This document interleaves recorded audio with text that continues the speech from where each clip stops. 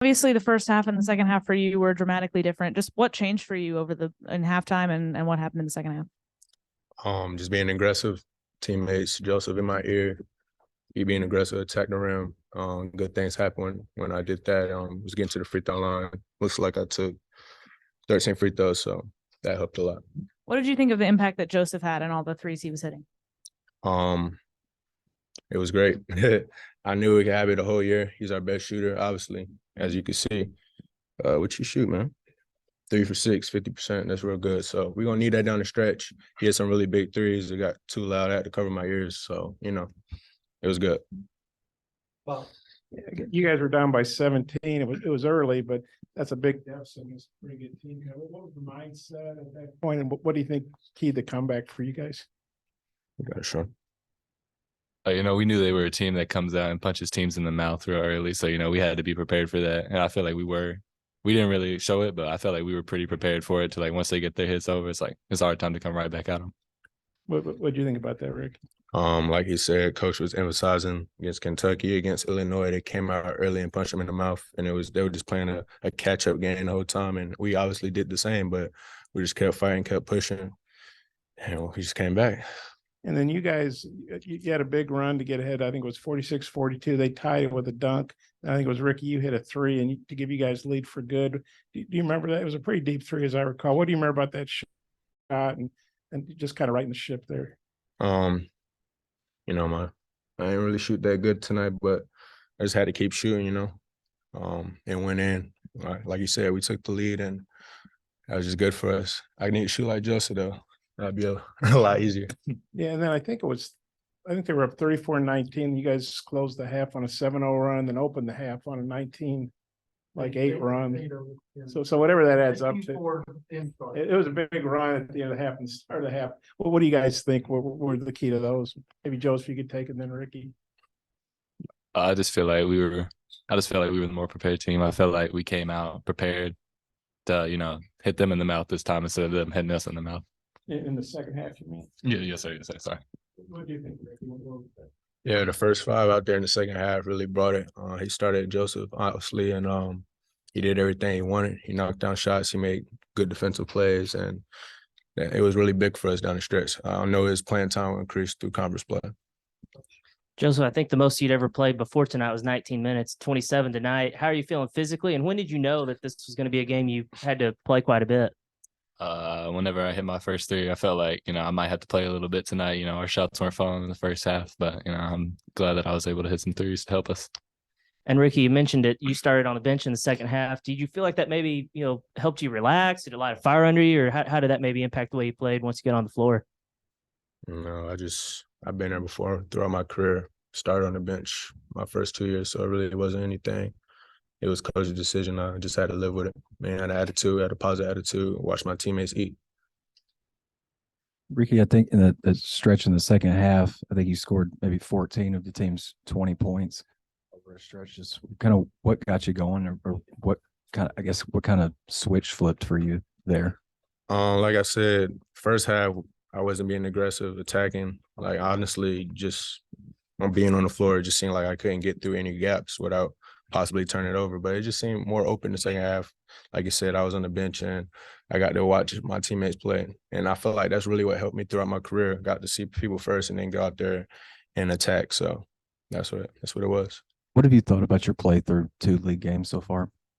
Definitely needs to improve, especially efficiency-wise. I was really efficient earlier in the year, non-conference, so we need to get back to that. But I'll take 1 for 100 if we win. So we're all right. I guess for Ricky, usually you guys come out ahead in the points off turnovers battle. You didn't tonight, but you dominated the glass, 15 offensive rebounds, and you won the second chance points. How important was it tonight to get those extra possessions and convert? It was real big. Coach pointed out that they won a good offensive rebound team, and I feel like we really took full advantage of that. I know I got a couple, which was rare throughout the season. Joseph got some. Kamani obviously did his work.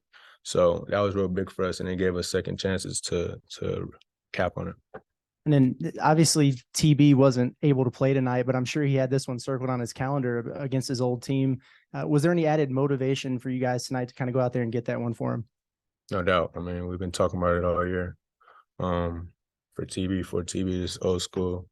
I know people were saying whatever about him and maybe in a negative way. So we just had to do it for him for sure. Ricky, I know you're a good free throw shooter, but 5 out of 6 in the last 25 when the game's on the line. I mean, how clutch was that? Kind of what was your feeling going to the line in those situations?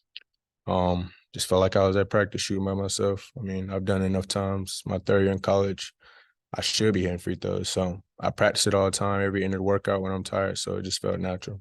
And obviously, you guys had a tough road loss last week. How big was it to defend the home court and not go down 0-2 even when they jumped out ahead like that?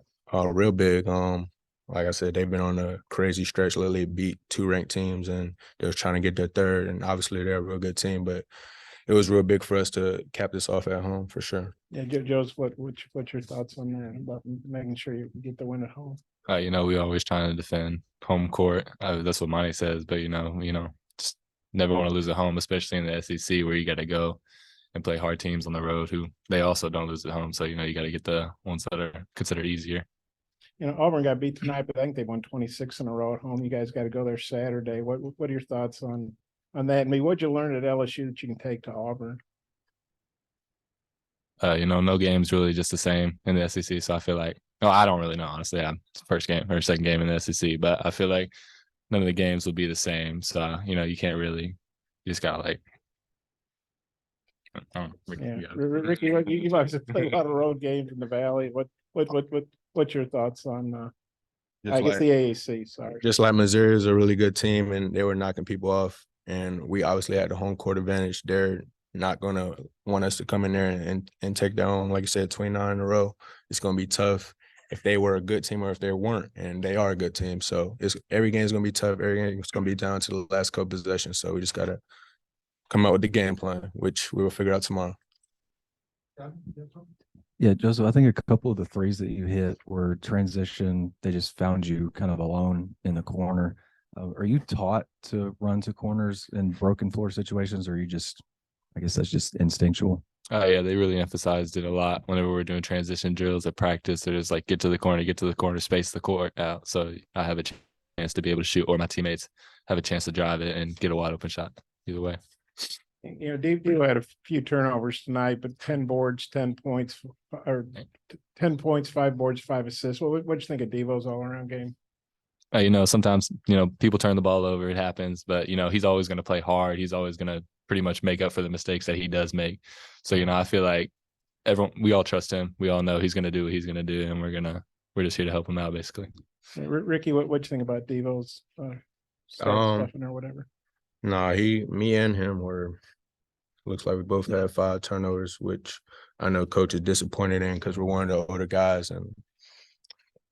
But back to Devo, yeah. So I really don't know. I mean, he always makes a good impact on the game, and even though he does do the turnovers, like you say, he had 3 steals, 5 assists, he's gonna make up for it. So it really kind of equals out, if you could say that.